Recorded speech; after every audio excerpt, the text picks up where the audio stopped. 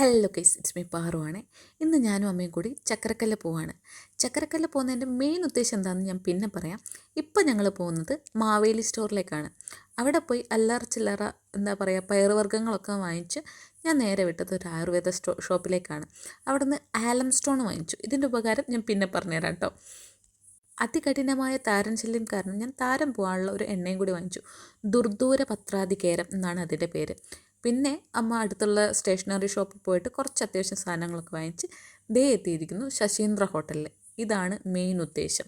അമ്മയ്ക്ക് പൊറോട്ടയും ഗോപി മഞ്ചൂരിയും കഴിക്കണം. അതിനാണ് എന്നെയും കൂട്ടിയിട്ട് സാധനങ്ങൾ വാങ്ങാനാണെന്നുള്ള പേരിൽ ഇറങ്ങിയിരിക്കുന്നത്. ഞാനൊരു മസാല ദോശയാണ് കഴിച്ചത്. അമ്മ പൊറോട്ടയും ഗോപി മഞ്ചൂരിയും കഴിച്ചു.